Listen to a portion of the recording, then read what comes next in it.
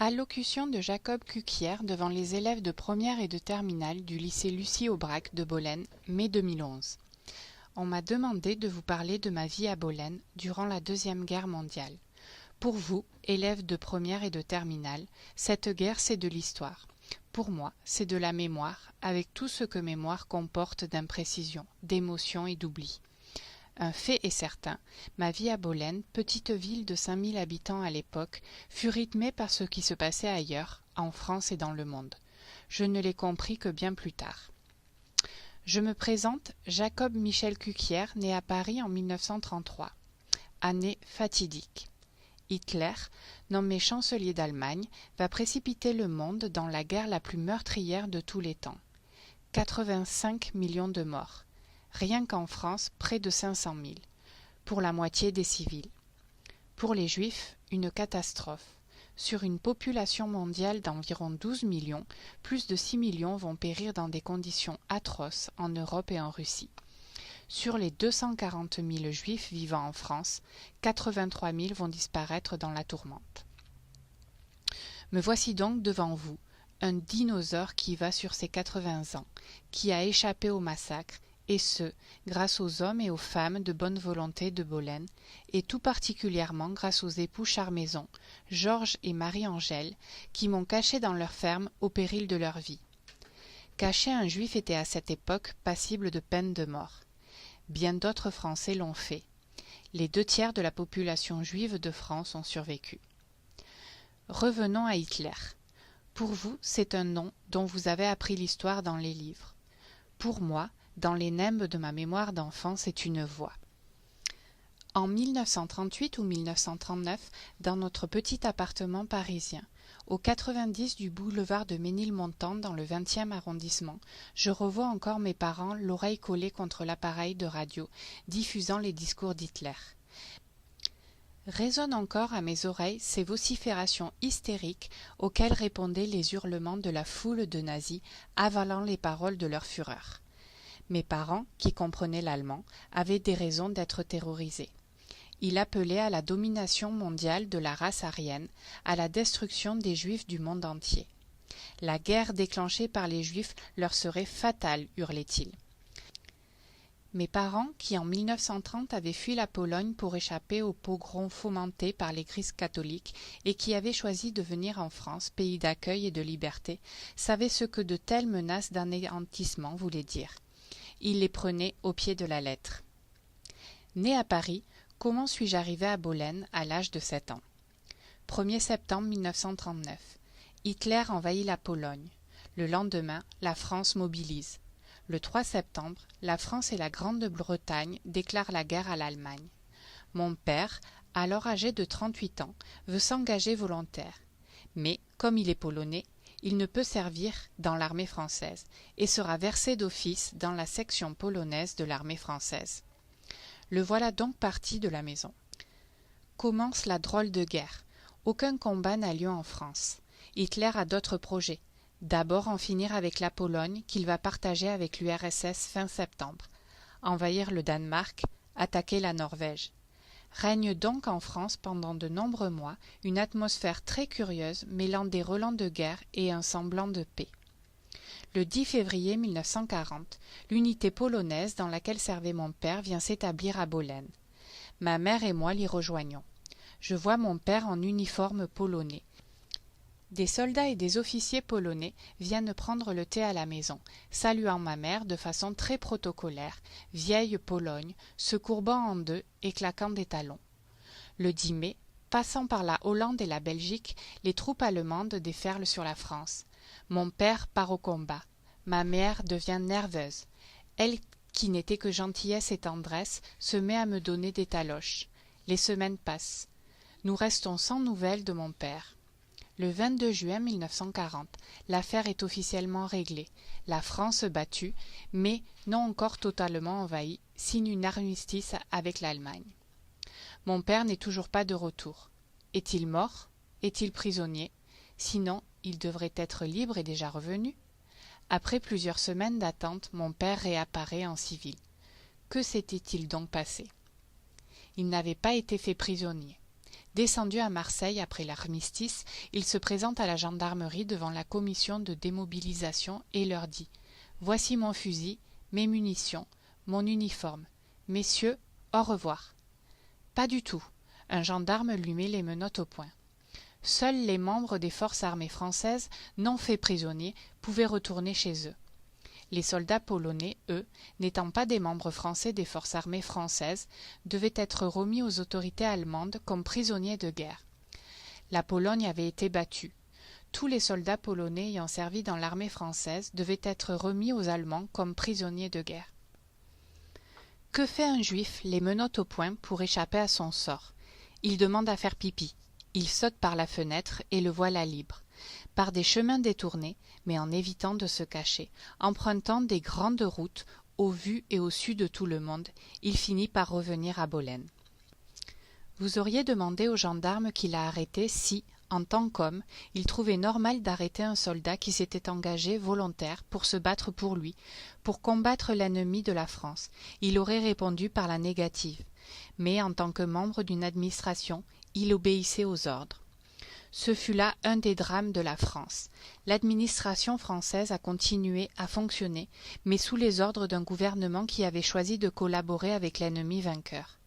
Le maréchal Pétain avait reçu les pleins pouvoirs par un vote du Parlement français réuni à Vichy. Comme chef de l'État français, il mettait toute son administration au service de l'Allemagne. Collaborer, telle fut la devise du gouvernement mis en place par le maréchal à Vichy. Les Juifs deviennent l'objet d'une violence silencieuse, administrative. Les fonctionnaires, indifférents, appliquaient contre les individus légalement privés de tout droit, des lois édictées par un État qui n'était plus qu'un État de droit dépravé. La vie de chaque Juif devenait un combat quotidien entre le pouvoir de toute une administration et un individu impuissant qui, pour échapper aux griffes de l'administration, n'avait d'autres ressources que la ruse et la fuite, comme la souris qui veut échapper au chat. Pour survivre, il fallait faire vite et ne pas hésiter, se décider sur le champ et agir immédiatement, avoir de la chance et trouver de l'aide. Nous vivons donc à Bolène, un Bolène libre de toute occupation militaire. Ma vie à Bolène à ce moment-là est apparemment normale. Je vais à l'école. Comme tous les enfants des écoles de France, je chante « Maréchal, nous voilà, tu nous as redonné l'espérance ». J'ai des copains avec qui je joue, avec qui je me bagarre, notamment un certain Delaine, le fils du boucher. Je me souviens d'une bagarre mémorable où, entourés par toute la classe, nous échangions des castagnes. Par la suite, nous sommes devenus les meilleurs amis du monde. Il m'a appris à rouler à vélo, mais pas à virer. N'eût été le parapet que je serais allé droit dans la rivière. Sous les platanes du cours de l'Écluse, les jeux de boules n'avaient plus de secret pour moi.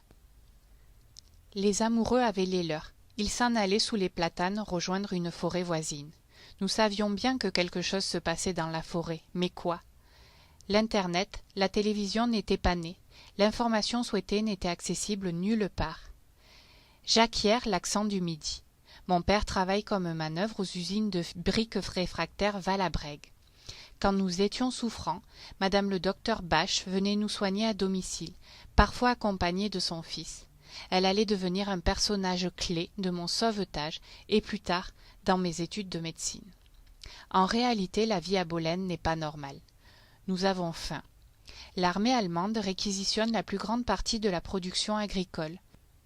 Les cartes de rationnement des produits de base font leur apparition en octobre 1940.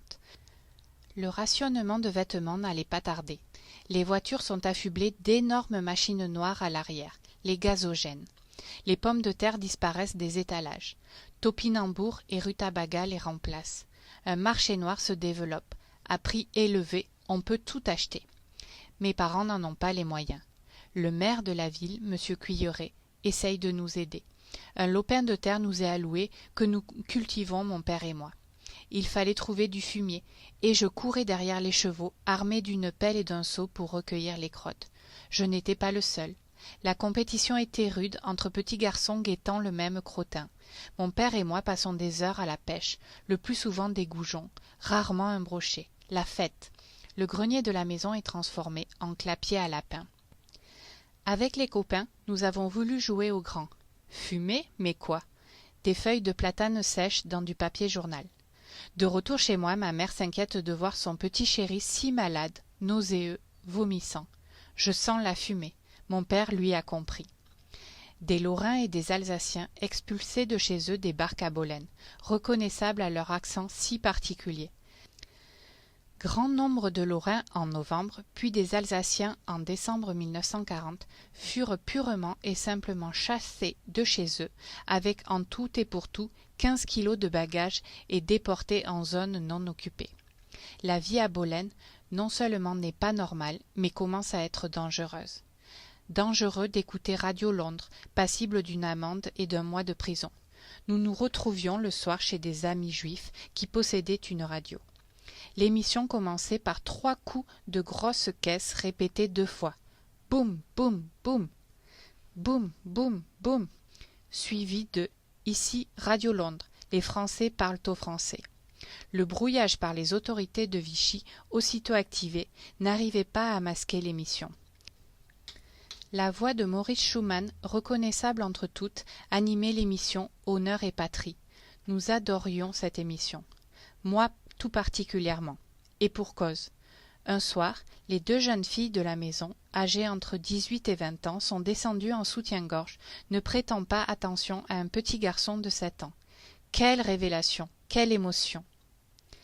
Dangereux d'écrire. Le courrier est ouvert et surveillé par les collaborateurs actifs regroupés au sein de la Légion française des combattants. Dangereux pour les Juifs surtout. Nous vivions sur un volcan. L'éruption n'allait pas tarder. Ma tante, que j'adorais, sœur de ma mère, arrivée en France de son village natal polonais après 1936, vivait avec nous dans une petite maison dont la porte principale donnait sur le cours de l'Écluse et dont la porte arrière s'ouvrait sur une petite rue. Le 26 août 1942 au matin, à 5 heures, nous sommes réveillés par les gendarmes français qui viennent arrêter ma tante. Ils sont devant la porte de devant. Je demande à ma tante si elle a commis quelque chose de répréhensible. Elle m'affirme le contraire. Je lui suggère de fuir par la porte arrière. Elle commet l'erreur qui va lui coûter la vie. Elle hésite. Elle est embarquée avec 8 autres juifs et amenée au camp de concentration des Milles, à 300 km de Bolène, par une entreprise locale de transport, appartenant à un certain Georges Cruon. J'ai entre les mains le rapport du commissariat de police de Bolène, établi le même jour. Ce matin, à 5 heures, en collaboration avec les services de la gendarmerie, rafle au cours de laquelle 9 Polonais juifs ont été dirigés vers le camp des Milles. Le 11 septembre, elle sera transférée au camp de Rivesaltes. Elle nous adresse une lettre désespérée. Dans ma tête de petit garçon avait germé l'idée d'aller à Rivesaltes moi-même pour soudoyer un gendarme. Hélas, ma mère n'avait aucun bijou et nous étions sans argent. 2 jours plus tard, elle est amenée en train jusqu'à Drancy. Le 16 septembre, par le convoi numéro 33, elle quitte Drancy pour Auschwitz avec 1 millier d'autres juifs entassés dans des wagons à bestiaux. Sur les 407 femmes du convoi, 147 furent sélectionnées pour travailler, les autres immédiatement gazées. Une seule femme est revenue. Ma tante ne reviendra pas. Elle avait 29 ans. Cette arrestation n'est qu'un exemple de la chasse aux Juifs. Ils sont ramassés comme on ramasse des ordures. La France de Vichy participe activement, devançant les demandes allemandes.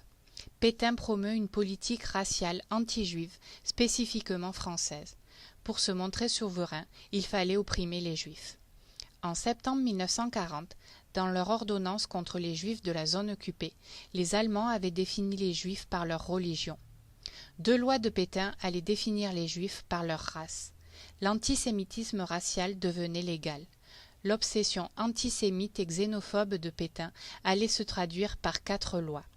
La première loi, en octobre 1940, retrouvée annotée dans la main de Pétain, 4 mois après l'armistice, applicable à tous les Juifs, qu'ils soient français ou étrangers, les définit par leur race. Les fonctions publiques leur sont interdites. Mon père, simple manœuvre, n'était pas concerné. La deuxième loi, en juillet 1941, loi d'arianisation, ordonne la mise sous administration provisoire de tous les biens juifs. Cette épuration économique n'est rien d'autre qu'une confiscation pure et simple par l'État des biens commerciaux et industriels possédés par des Juifs. Mes parents n'ayant aucun bien n'étaient pas concernés. La troisième loi du 18 octobre 1940 sur les ressortissants étrangers de race juive les livre à la merci des préfets qui pouvaient les arrêter et les emprisonner dans des camps de concentration. Mes parents, juifs polonais, se trouvaient menacés. La quatrième loi, le 2 juin 1940, portant statut des Juifs, modifie la première et l'aggrave. L'éventuelle conversion à une autre religion ne sert à rien. La non-appartenance à la religion juive doit être établie par preuve. Cette obsession anti-juive aboutira à la création, en 1941, d'un véritable ministère de la chasse aux Juifs, le Commissariat général aux questions juives, avec à sa tête Xavier Vallat, secrétaire d'État. Simultanément, promulgation d'une autre loi, imposant aux Juifs un recensement avec obligation faite aux Juifs de se déclarer, la non-déclaration étant passible d'un internement dans les camps spéciaux, même pour les Français. Le même Xavier Vallat écrivait dans un communiqué de presse prémonitoire « La solution du problème juif ne peut être qu'internationale, à tout le moins européenne ». Mes parents m'ont dit ne pas s'être déclarés. Le nom et l'adresse de ma tante, eux, figurent sur le fichier manuscrit que j'ai eu entre les mains, de l'état nominatif des Juifs de nationalité étrangère résidant en Vaucluse au 1er juillet 1941. Elle ne pouvait échapper au filet qui se resserrait autour des Juifs étrangers entrés en France après le 1er janvier 1936. De fait, la solution européenne du problème juif prônée par Xavier Vallat avait déjà commencé.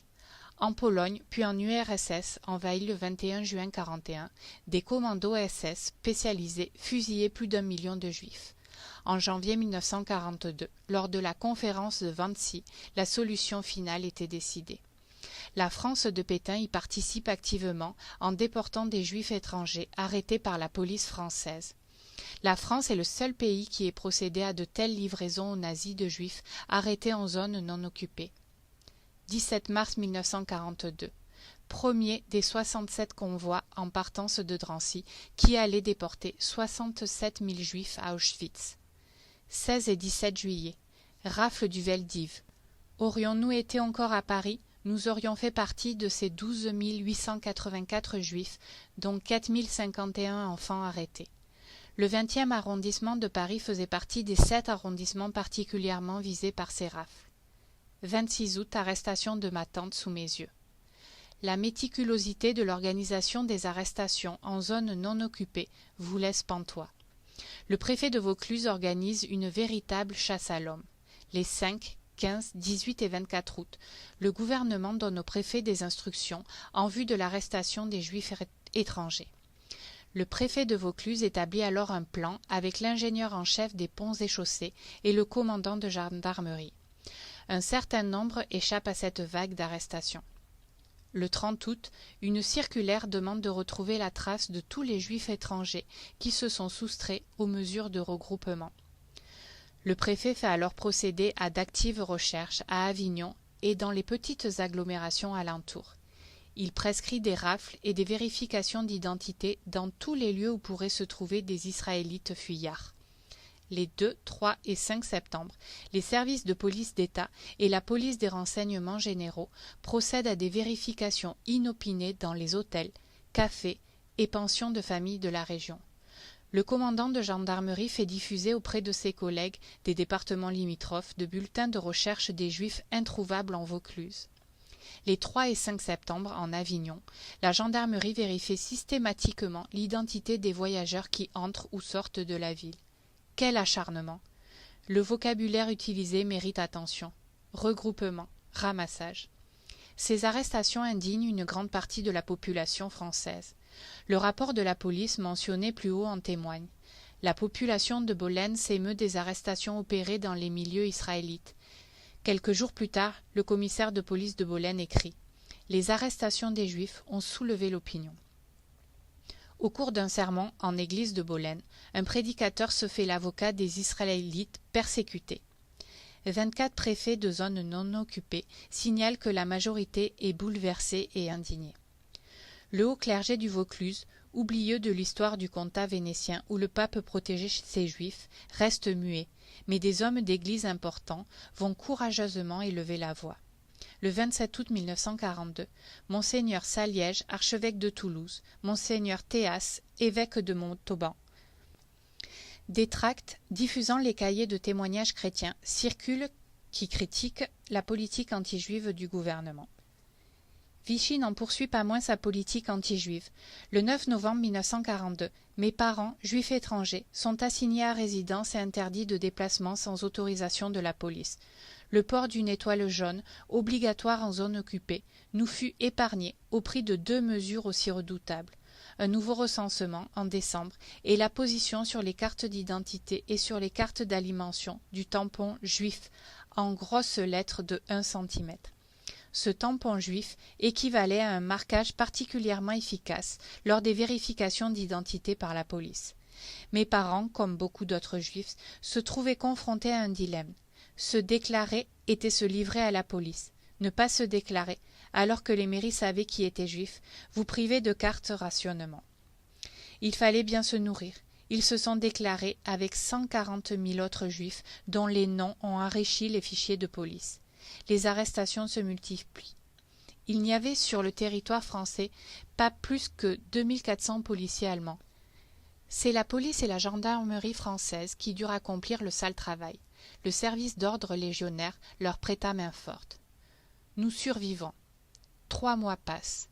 Le 17 novembre 1942, changement de décor. Apparaissent des soldats qui semblaient sortir d'une opérette avec leurs chapeaux de feutre ornés d'une plume. L'armée italienne occupe Bolène. 1 millier de soldats italiens encadrés d'une trentaine d'officiers. Ils ont l'air bons enfants et de fait, ils le sont. Pourquoi les troupes italiennes sont-elles arrivées à Bolène? Le vent tourne.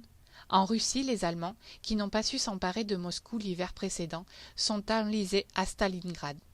En Afrique du Nord, l'armée italienne est faite prisonnière. Sous les ordres de Montgomery, les troupes anglaises détruisent l'armée allemande de Rommel en Égypte, le 8 novembre 1942. À cette date, autre événement majeur, le débarquement des troupes anglo-américaines en Afrique du Nord.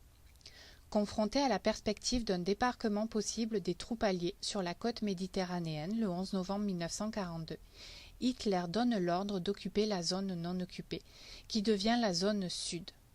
Seulement, il n'a plus les hommes, d'où l'arrivée des Italiens à Bolène. Pour nous, l'arrivée des Italiens fut une bouffée d'air frais. Ils refusent d'appliquer les lois anti-juives de Vichy. Non seulement n'arrêtent-ils pas les Juifs, mais ils les protègent. Nous écoutions Radio Londres avec plus de liberté. Je garde le souvenir de la nouvelle de la reddition de la 6e armée allemande à Stalingrad en février 1943. Je me promenais sous les platanes du cours du Lez et je me suis mis à marcher d'un pas plus léger. Souvenir d'enfant, mais souvenir précis. Je me souviens aussi avoir entendu les bombardiers américains volant très haut, en route, pour lâcher leurs bombes sur l'Allemagne. Et j'ai vu sur le sol les paillettes de métal que ces avions semaient pour tromper les radars des canons anti-aériens. La résistance s'enhardit. Mon père m'a raconté avoir participé à des actes de sabotage des voies ferrées qui feront partie de la bataille du rail. Beaucoup de jeunes Bolénois se cachent dans les forêts et rejoignent les maquis. Les paysans de la région de Bolène, comme bien d'autres en France, apportent de la nourriture à ces jeunes gens cachés dans l'attente de recevoir des armes. La retraite des troupes de l'Axe s'accélère en Russie, en Afrique. Les Alliés débarquent en Sicile en juillet 1943. Le 8 septembre 1943, la radio annonce la capitulation de l'Italie. Les troupes italiennes quittent Bolène. Je les ai vues s'entasser dans les camions. Pour mes parents, il était évident que les Allemands n'allaient pas tarder. La situation des Juifs persécutés par la milice en collaboration directe avec les SS et la Gestapo allait devenir intenable. Il fallait prendre une décision immédiate et me cacher. Je n'ai jamais vu l'arrivée des Allemands. J'étais cachée. Madame Marie Allary, bolénoise de longue date, avec qui j'avais joué quand elle était petite, m'a dit, 60 ans plus tard, que j'étais un garçon curieux. J'étais apparue à Bolène, j'avais disparu de Bolène, comme ça, sans raison apparente. En fait, j'avais été mis en lieu sûr. Une nouvelle page s'ouvrait dans ma vie.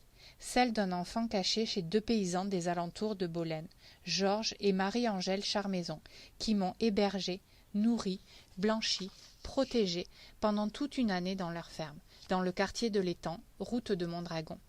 Ils l'ont fait au péril de leur vie, ils l'ont fait sans demander la moindre rétribution, et ils n'étaient pas riches, loin de là.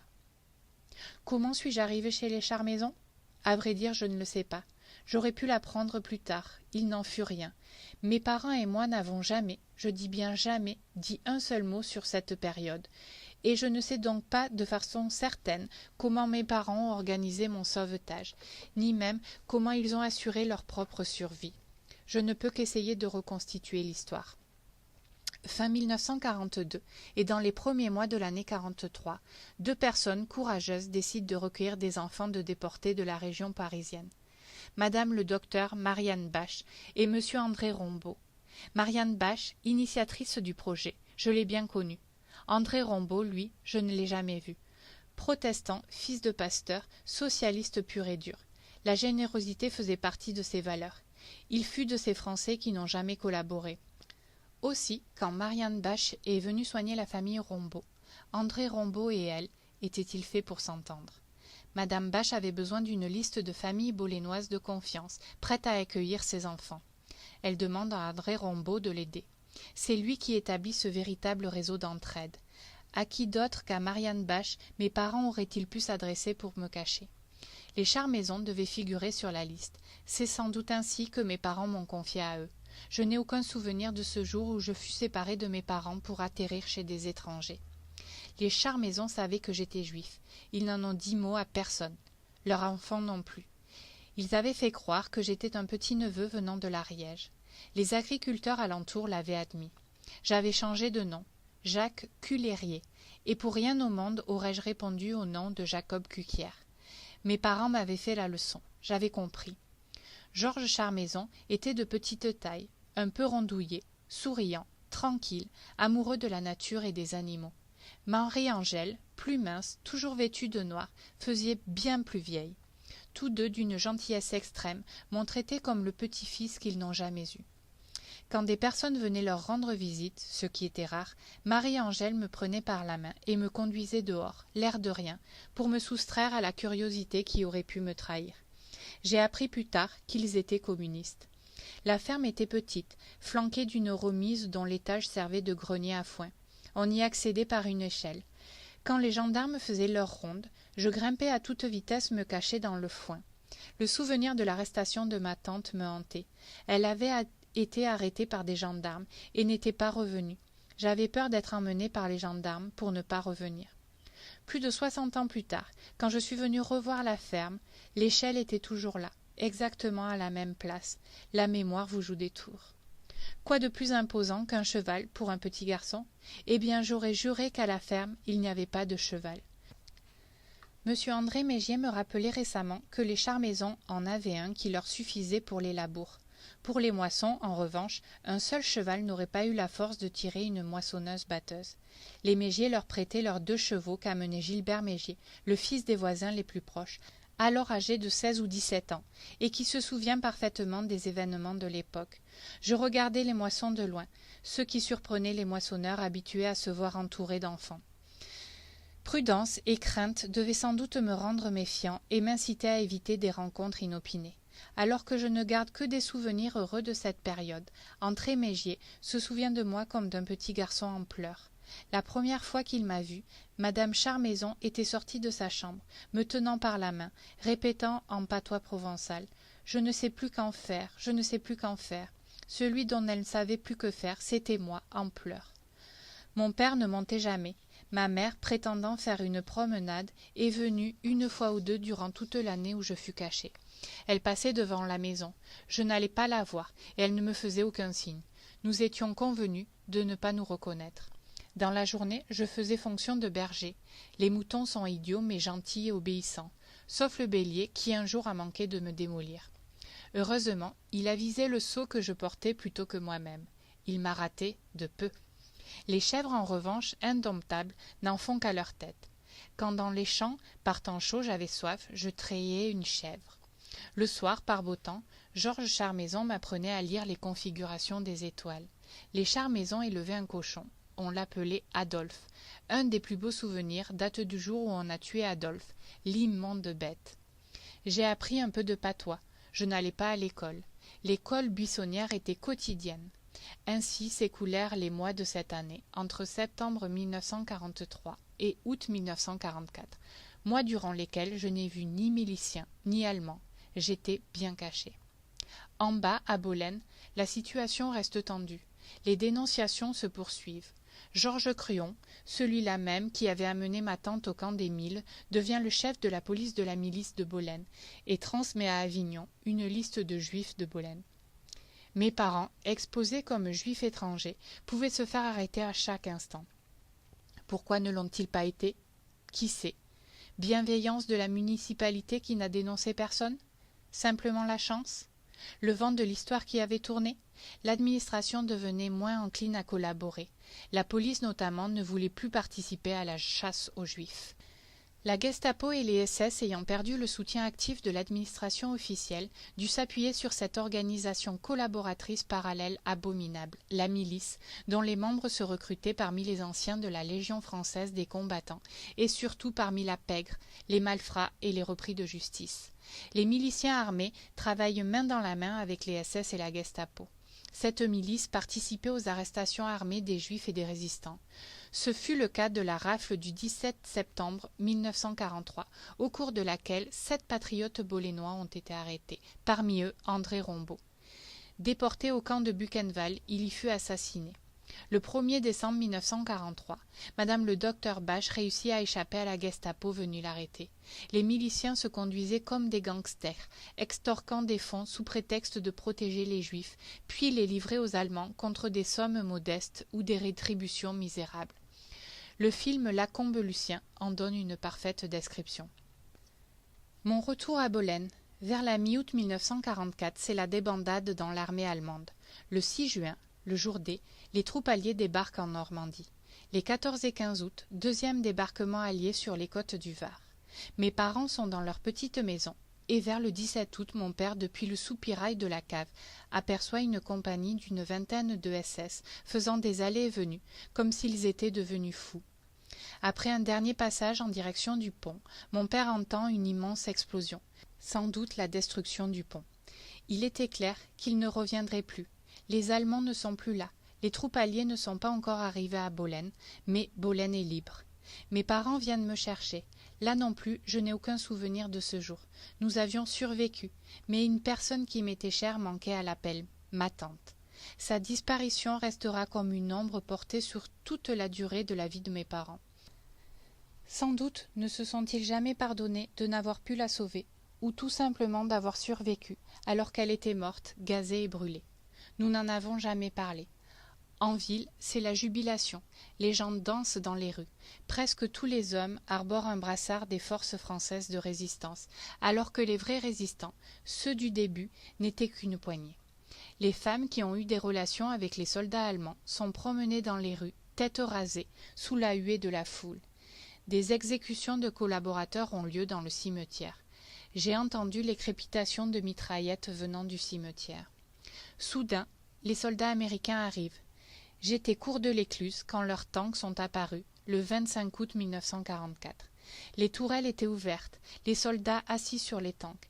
Les voilà qui s'arrêtent, sautent à terre. Les tentes s'élèvent de l'autre côté de la rue. La première était la cantine. Je m'y aventure. Un immense soldat noir me sourit de toutes ses dents, et devant moi, avec ses dents, ouvre une boîte. Je ne comprends mot de ce qu'il me dit, mais je saisis qu'il m'offre la boîte. La gelée sentait bon. Brandissant la boîte, je me précipite à la maison. Le cornet de bif n'a pas fait long feu. Paris s'était soulevé du 18 au 24 août 1944, et le 25, les Allemands de Paris capitulent. Combien de temps nous sommes restés à Bolène? Nous sommes rapidement remontés à Paris. J'ai dû retourner à l'école. Le bon temps de l'école buissonnière de Bolène était bel et bien terminé. Après avoir survécu, il fallait reconstruire une nouvelle vie. Permettez-moi de conclure en disant que jamais je ne pourrai exprimer toute ma reconnaissance à tous les Bolénois qui nous ont témoigné leur solidarité.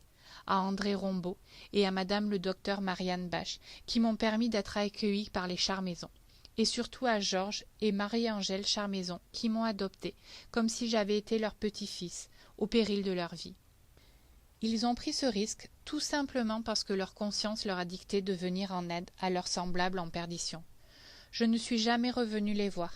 C'est 60 ans après les événements, alors qu'ils n'étaient déjà plus de ce monde, que je me suis remis à penser à eux. J'en ai honte, mais que faire? Sans doute ce que je fais maintenant, parler d'eux et les faire honorer. En leur honneur, j'ai obtenu en 1996, en leur nom, pour la ville de Bolène, la médaille des justes parmi les nations. Une plaque de commémoration fut à cette date apposée à l'entrée de la mairie de Bolène. Merci à eux. Merci à madame Krevitz de m'avoir invité. Merci à madame Gay, proviseure du lycée Aubrac, de m'avoir accueilli aujourd'hui. Et merci à vous de m'avoir écouté.